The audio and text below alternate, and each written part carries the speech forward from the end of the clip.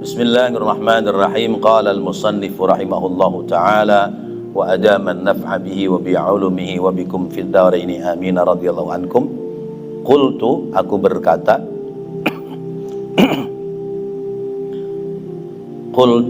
berkata wa hadza, dan ini takaffulun khassun, tanggungan khusus, ba'da takaffulil 'ammi, sesudah tanggungan yang sifatnya umum. Alladzi takaffalallahu, yang Allah menanggung rizki bihi, kepadanya, yakni kepada orang-orang yang mengamalkan ilmu. Likulli dabbatin, pada tiap-tiap makhluk Allah, fil ardi, yang berada di bumi, fi qawlihi, sesuai dengan firman Allah, wa ma min dabbatin fil ardi illa 'ala Allahi rizquha wa ya'lamu mustaqarruha wa mustawda'aha. Wa ma min dabbatin, dan tiada bagi makhluk-makhluk Allah, baik itu dari jenis manusia maupun binatang, fil ardi, yang ada di muka bumi, illa, kecuali, alallahi, atas Allah, rizquha, rezekinya, kecuali rezekinya telah ditanggung oleh Allah. Fayakunu, maka adalah maknahu, makna yang dikandungkan, ziyadatut taisiri, yaitu ditambahkannya jalan kemudahan dalam memperoleh rezeki, wa raf'ul mu'nati, dan ditambahkannya yaitu pemberian, ditambahkannya karunia, wal kulfati, dan dibuang kesulitan-kesulitannya, fi talabir rizqi, di dalam mencari rizki, wa husulihi, dan hasil yang diperoleh atas rizki. Wallahu a'lamu, hanya Allah yang lebih mengetahui. Bapak dan Ibu yang dirahmati Allah, tentang bahwa Allah memberikan rizki kepada makhluknya. Semua makhluk itu diberikan rizki oleh Allah.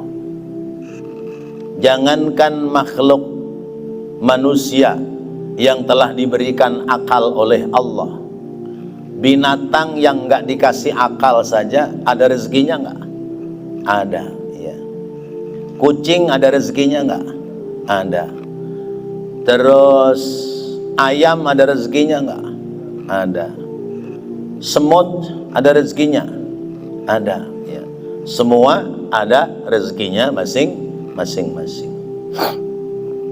Cerita semut dengan Nabi Sulaiman, itu Nabi Sulaiman nanya, wahai semut, kamu dalam 1 bulan bisa menghabiskan berapa butir gula pasir, ya.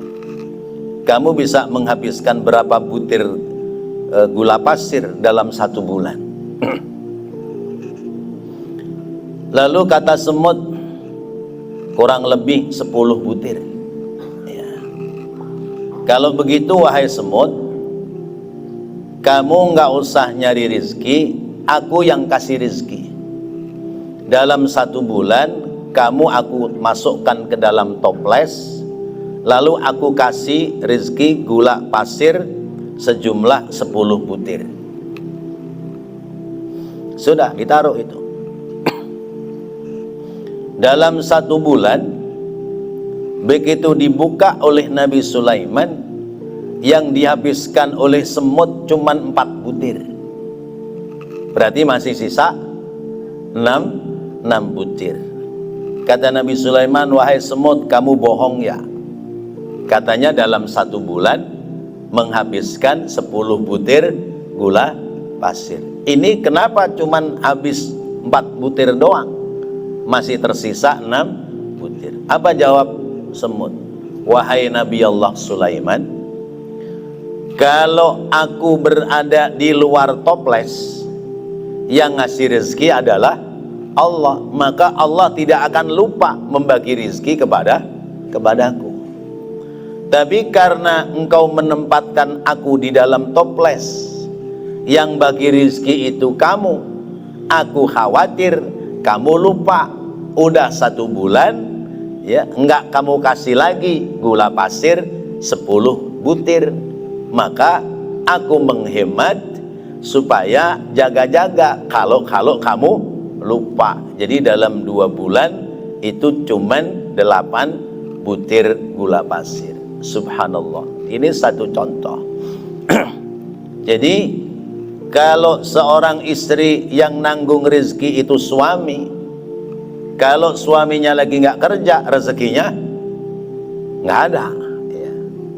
Tapi kalau istri yang nanggung rezeki Allah, yakin bahwa rezeki yang datang dari suami adalah rezeki dari Allah, maka tidak akan khawatir terhadap rezeki. Yang terpenting adalah ikhtiar dengan baik. Jadi Allah tidak akan lupa dalam berbagi rezeki kepada hamba-hambanya. Semua dibagi rezeki. Tapi ada yang pembagian rezeki itu Allah menanggungnya lebih daripada makhluk-makhluk yang lain, daripada orang lain. Siapa yang rezekinya diberikan lebih dari orang lain adalah orang-orang yang dalam hidupnya beribadah, ibadahnya lewat ilmu, sehingga hidup itu beramal dengan ilmu. Orang yang beramal dengan ilmu, orang yang beraktivitas hidup dengan ilmu, maka rezekinya dilebihkan oleh Allah dibanding dengan makhluk yang lain. Nah, lebihan itu namanya takafulun khosun. Takafulun khosun yaitu Allah menanggung khusus. Ba'da takafulil am, sesudah Allah menanggung membagi secara umum. Jadi di samping ada bagian yang sifatnya umum, ada pula bagian yang dikhususkan oleh Allah Subhanahu wa ta'ala. Apa saja itu bagian yang khusus itu?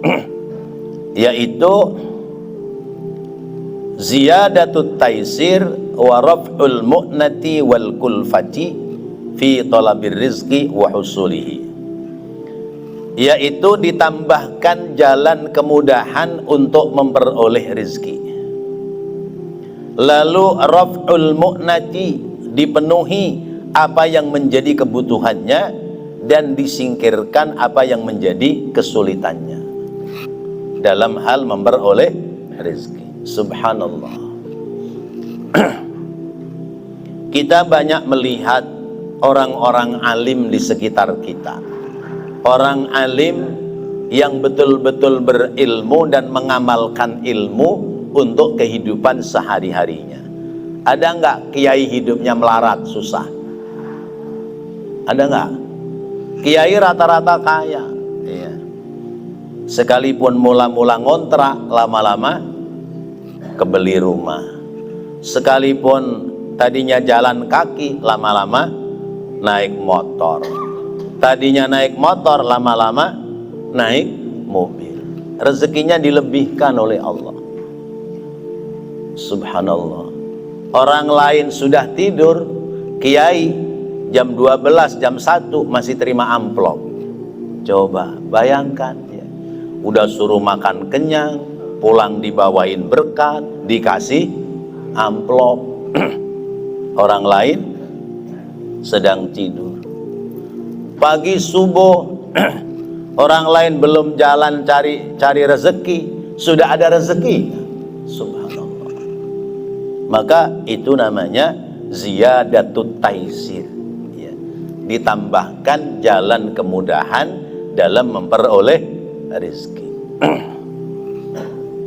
Ya, rata-rata kiai-kiai yang sudah nggak ada pekerjaan kecuali menyampaikan ilmu dan mengamalkan ilmu untuk dirinya.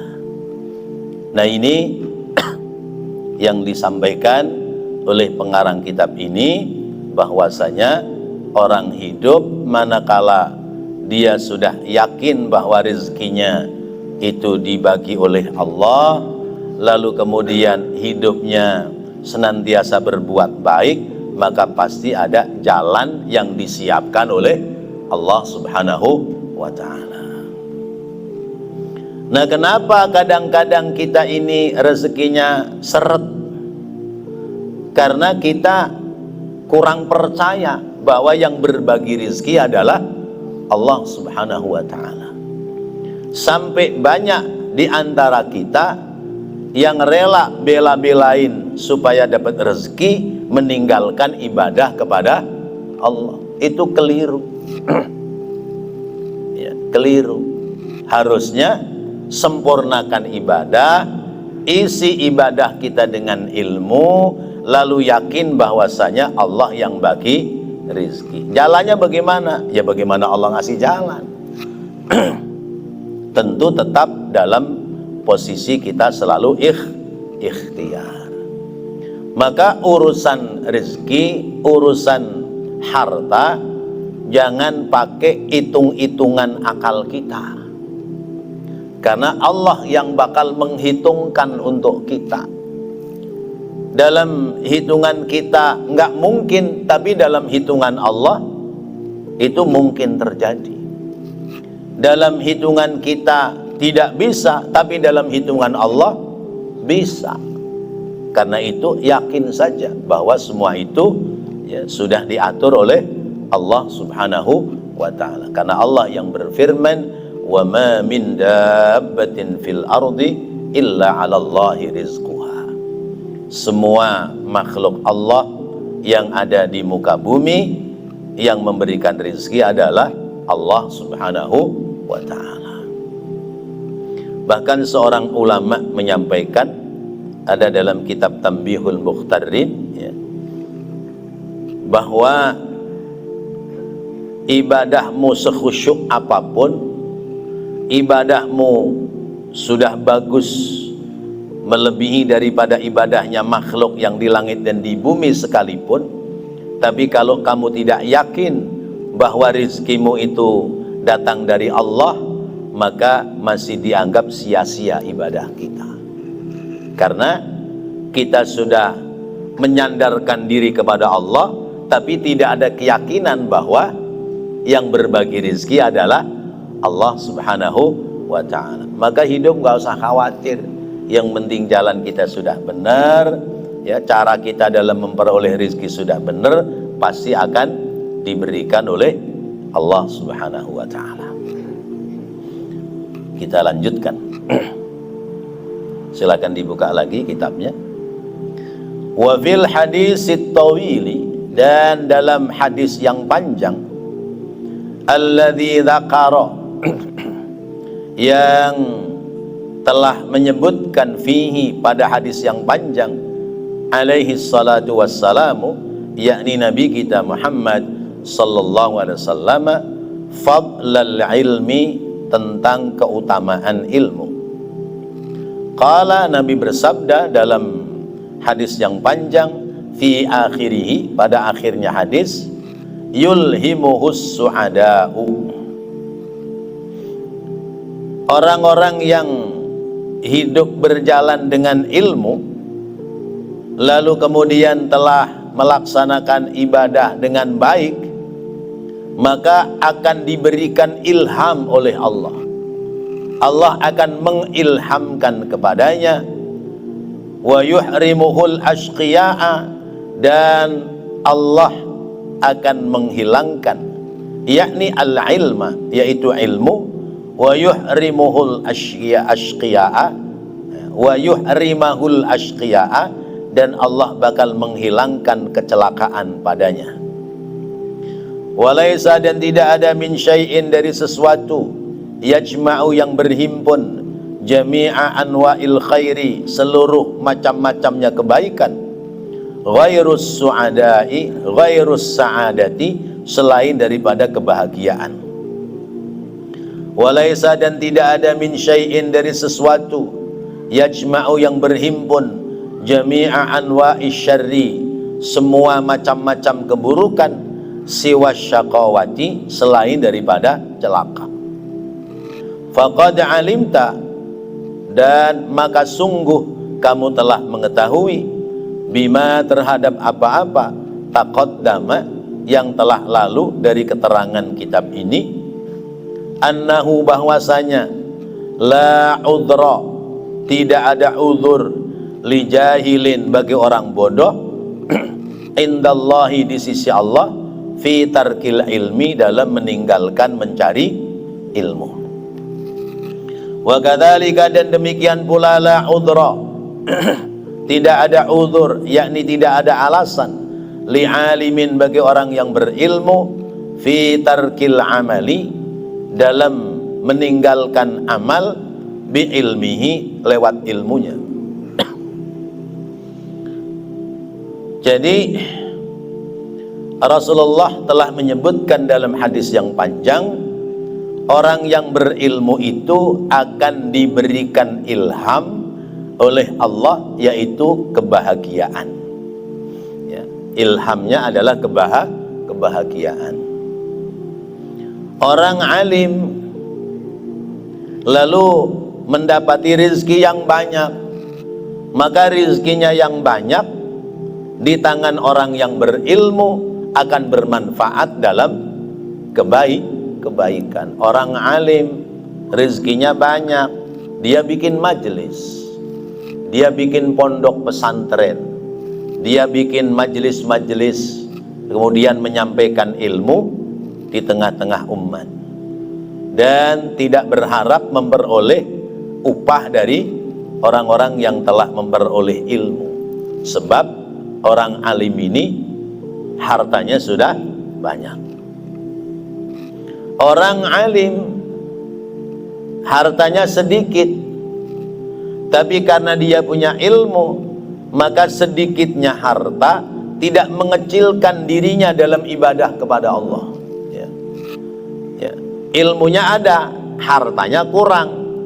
Orang berilmu tetap berbuat baik, sehingga ketika ketemu satu majelis yang bagus, ada pondok pesantren yang bagus, yang santrinya banyak, apa yang keluar dari orang berilmu? Ya Allah, seandainya saya punya harta yang banyak, saya akan bikin majelis seperti orang ini. Maka orang berilmu yang seperti itu, dia memperoleh pahala sama dengan pahala orang berilmu yang ada harta kekayaannya.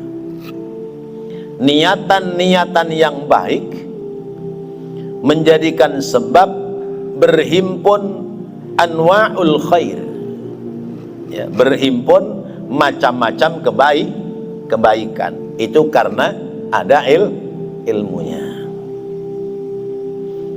Tidak ada berhimpun macam-macam kebaikan selain daripada kebahagiaan. Kalau orang hidupnya sudah mengedepankan nilai-nilai kebaikan, maka yang diperoleh adalah kebahagiaan. Sebaliknya, tidak ada, ya, kumpulan keburukan kecuali oleh orang-orang yang dia akan memperoleh celaka. Siapa yang menghimpun keburukan? Yaitu orang-orang yang tidak ada ilmunya.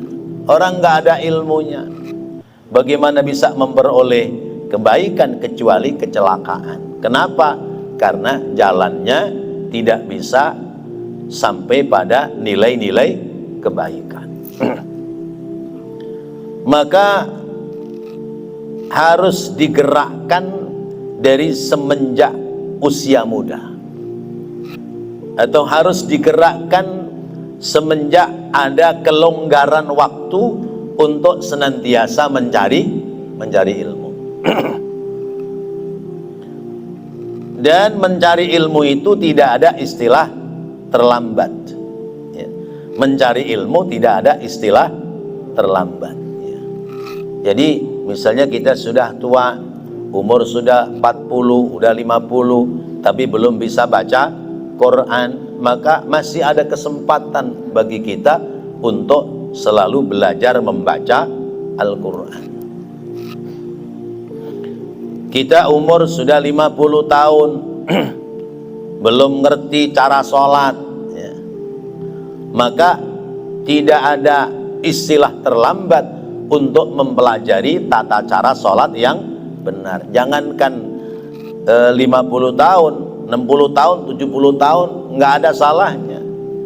Kalau memang kita pegang kitab, ya sudah nggak kelihatan tulisannya, boro-boro bunyi kelihatan aja enggak, tulisannya kecil-kecil, ya.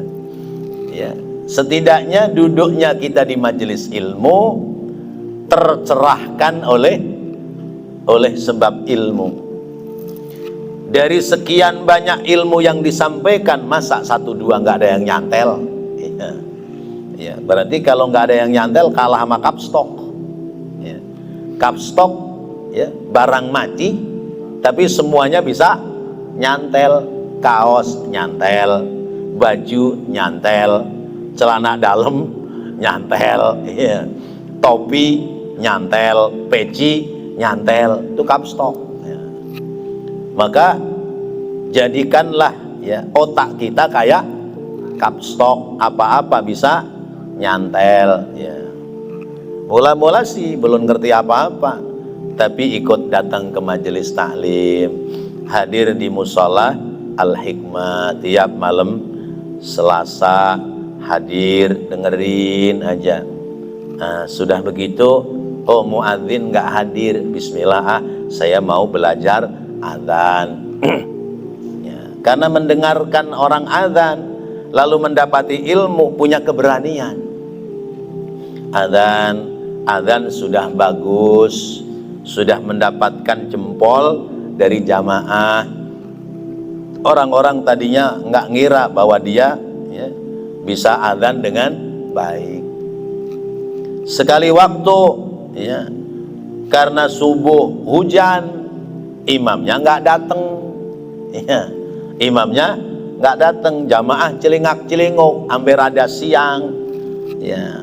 Ada orang-orang, udah sampean aja, suara adzannya juga udah bagus, pasti baca Qurannya juga bagus, didorong maju jadi imam. Ternyata bagus, akhirnya keterusan diangkat oleh pengurus musola jadi imam rawatib. Nah, itu namanya ilmu. Kalau ditanya, Mas sampean ngajinya di mana? Mondok nyantren apa? Enggak, saya jiping doang di musola. Nah, itu namanya ilmu yang nyantel, ya. Kalau sudah seperti itu, yakin bahwa keberkahan rezeki akan ditambahkan oleh Allah Subhanahu wa ta'ala.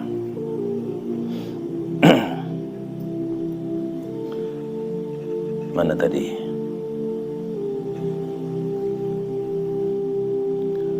Wa masalul jahili, itu ya. Wa masalul jahili, dan perumpamaan orang bodoh,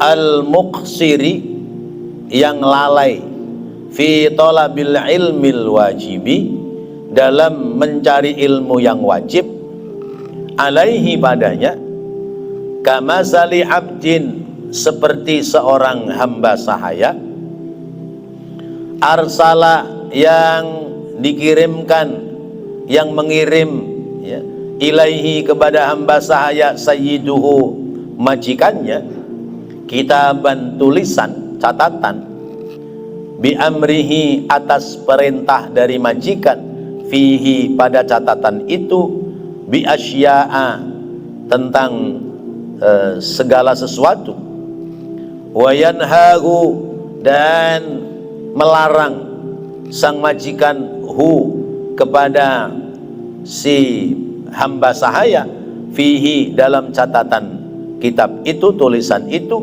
an asya'a dari segala sesuatu, falam yandur fi dzalika, tetapi dia tidak melihat fi dzalikal kitabi terhadap apa-apa atau isi-isi yang ada dalam catatan bukunya, kitabnya. Walam ya'rif, dan dia tidak mengetahui ma apa-apa fihi yang ada dalam catatan tulisan majikannya, ya, aslan sama sekali, ma'al qudrati, karena tidak mampunya dia ala dzalika atas catatan itu, wat tamakkuni, dan menetapi minhu daripada catatan kitab itu. Wa masalul alimi, dan perumpamaan orang yang berilmu, alladzi lam ya'mal bi ilmihi, alladzi lam ya'mal bi amalin, yang dia tidak mengerjakan dengan pekerjaan bi ilmihi lewat ilmunya, kama saliman, seperti orang nadhara yang melihat fi kitab sayyidihi pada tulisan majikannya, wa alima, dan dia mengetahui ma apa-apa fihi yang ada di dalamnya, falam yamtasil, tetapi dia tidak mengambil pelajaran li syai'in, tentang sesuatu, min awamirihi dari perintah-perintahnya majikan, walam yajtanib, dan dia tidak meninggalkan syai'an segala sesuatu, min nawahihi dari catatan-catatan buku majikan, yaitu tentang larangan-larangannya, min nawahihi, ya, allati nassa, yang telah dicatatkan, alaiha padanya, fi kitabihi dalam catatannya. Fandur, maka lihatlah, rahimakallahu, semoga Allah memberikan rahmat kepadamu. Hal taro, apakah kamu bisa melihat, taksiran ashna'a, sebuah kelalaian, ashna'a yang lebih buruk, min taksiri hadzainil abdaini, dari kelalaian dua orang hamba ini, fi haqqi sayyidihima, pada hak-hak atas majikannya. Wahal taqumu, dan apakah akan terjadi, lahuma pada keduanya, indahu di sisinya, di sisi majikannya, apakah ada bagi keduanya, ya, indahu di sisinya, hujjatun alasan, au udhrun atau udhur, wahal ahadun, dan apakah ada sesuatu pun, ahakku yang lebih berhak, bil iqabi untuk disiksa, wan nakali dan hukuman, minhuma pada keduanya, li jara'atihima karena kelalaian pada keduanya, atau karena keberanian menyalahi pada majikannya, wa qillati ta'zimihima, dan sedikitnya hormatnya mereka berdua terhadap majikannya, li sayyidihima kepada majikannya. Fahdhar, maka berhati-hatilah, antakuna, jangan sampai kamu berada, ahadar rajulaini, menjadi salah satu dari dua orang ini, al masy'umaini, yang sial dua-duanya, al jahili, yaitu orang bodoh, alladzi la yata'allamu, yang dia tidak belajar, ya, akan ilmu, awil alimi, atau orang yang berilmu, alladzi la ya'malu, yang dia tidak mengamalkan ilmunya, fatahlika, maka dia celaka, ma'al halikina, bersama dengan orang-orang yang bakal celaka, wa takhsira, dan bakal, wa takhsirat dunya wal akhirati, dan dia bakal rugi dunia dan akhirat. Dzalika huwal khusranul mubinu, itulah kerugian yang nyata. Bapak dan Ibu yang dirahmati Allah, ya, lanjutan dari ada anwa'ul khair, yaitu as-sa'adah, dan anwa'us syarr, yaitu asyaqawah. Ya. Kalau orang punya ilmu, mengamalkan ilmunya, maka dia menjalani hidup semuanya kebaikan. Kalau kebaikan yang dijalani, endingnya, kesudahannya adalah bahagia.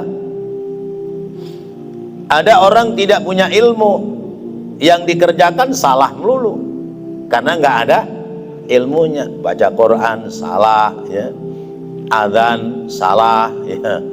Jadi imam salah dalam bacaan, atau misalnya berperilaku dalam hidup, berbisnis, berdagang salah, jatuh pada perbuatan riba, maka berarti namanya anwa'us syarr, ya, macam-macam dari keburukan. Nah, kalau keburukan yang diperbuat, sa'adah apa syaqawah? Ya, bahagia apa celaka? Celaka. Ya, celaka. Orang dagang nggak ada ilmunya, akhirnya bukan sekedar rugi, tapi jatuh pada perbuatan dosa, riba, atau mengambil keuntungan yang tidak sewajarnya, atau ada manipulasi dalam dagang dan yang lain.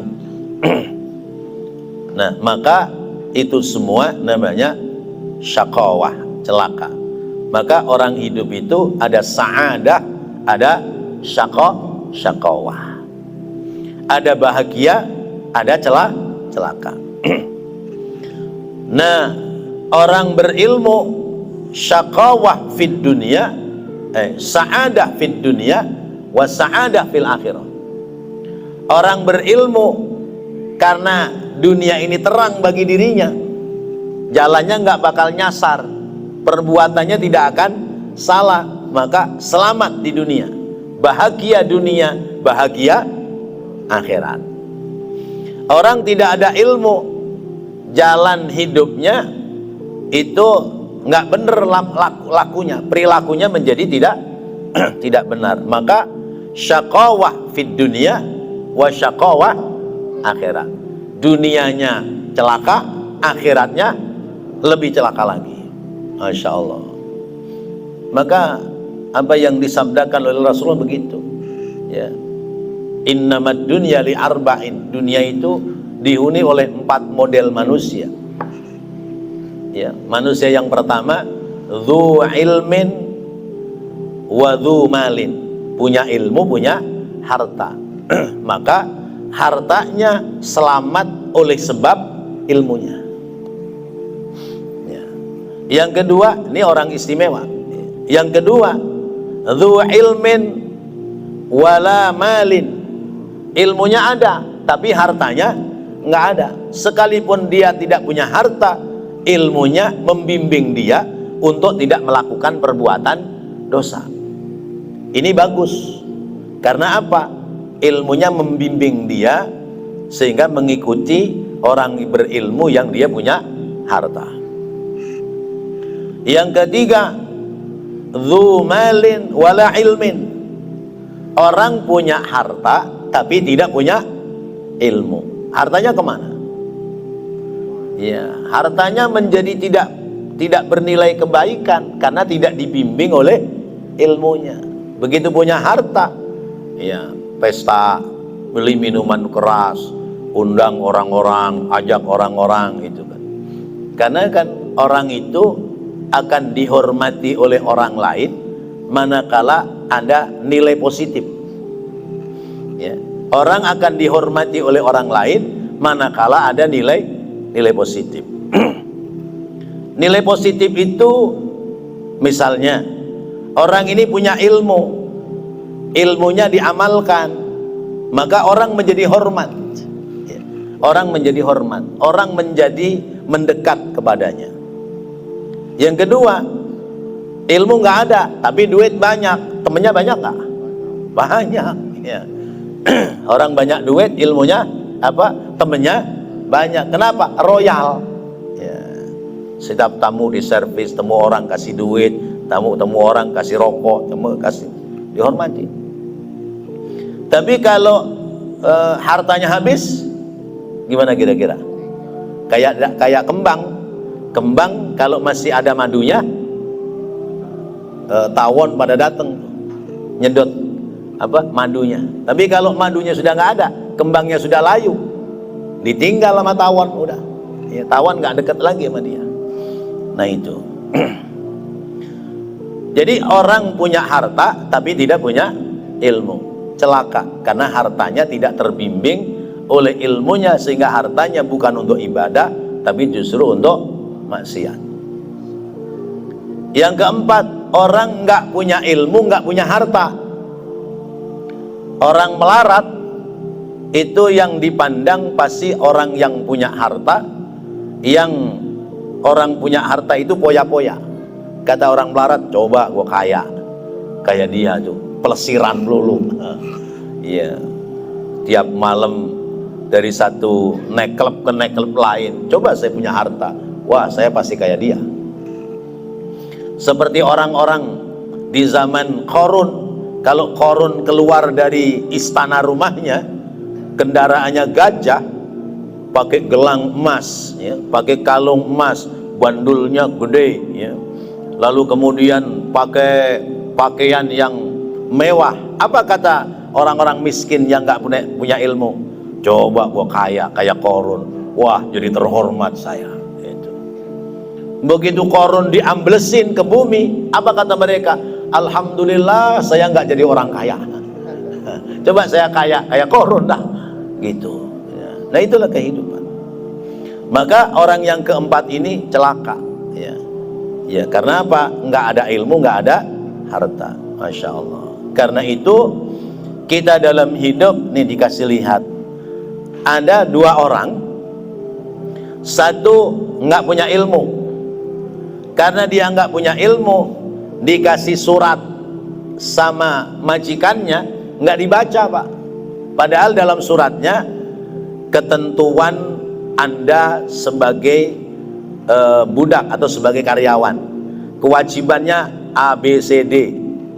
Ini yang harus dijalankan. Lalu larangannya A, B, C, D. Ini yang harus kamu tinggalkan. Tapi karena nggak bisa baca, ya, itu surat dipegang, dilihat-lihat, taruh doang, dikerjakan nggak? Dipatuhi nggak? Enggak. Kenapa? Lah nggak ngerti tulisan apa ini. Nah. Satu lagi orang berilmu, tapi ilmunya tidak diamalkan. Kata bosnya, nih, ya surat-surat ketentuan selama kamu menjadi karyawan. Kata orang berilmu, gampang, udah nggak usah dibaca, saya udah tahu. Ya, nggak usah dibaca, saya udah tahu. Akhirnya apa? Dia bisa nggak menjalankan aturan? Nggak bisa, karena dilihat doang, tidak dibaca, tidak diperhatikan, tidak dilakukan. Maka kedua orang ini namanya taksiron ashna'ah, ya, orang yang paling buruk dalam kealpaan, ya. Orang paling buruk dalam kelalaian. Karena apa? Sudah dibuatkan aturan Allah lewat Quran, lewat hadis, lewat kaulnya, ungkapan para ulama, tapi diabaikan. Yang satu karena nggak ada ilmunya, yang satu ada ilmunya tapi tidak membaca dan tidak mengamalkan. Maka dua orang ini dia hidupnya tidak mengikuti aturan. Maka ketika dia tidak mengikuti aturan, maka orang ini termasuk minal masy'um, ya, orang yang sial, orang yang celaka, karena sudah dibuatkan aturan tapi tidak mengindahkan aturan. La yata'allamu, ya, yang bodoh tidak mau belajar, yang berilmu tidak mau mengamalkan ilmunya. Maka fatahlika ma'al halikin wa taksirat dunya wal akhirah. Orang itu celaka secelaka-celakanya dan rugi dunia sampai negeri akhirat. Maka tugas kita terus belajar ilmu, lalu kemudian sesudah ada ilmunya kita amalkan untuk keselamatan kita dunia dan akhirat. Wallahu a'lam bissawab. Mudah-mudahan pelajaran yang kita bahas ini Allah jadikan ilmu yang bermanfaat. Rabbana taqabbal minna innaka antas sami'ul alim wa tub alaina innaka antat tawwabur rahim. Rabbighfir warham wa anta khairur rahimin. Wa sallallahu ala sayyidina Muhammadin wa ala alihi wa sahbihi wa sallam. Walhamdulillahi rabbil alamin. Wassalamu alaikum warahmatullahi wabarakatuh.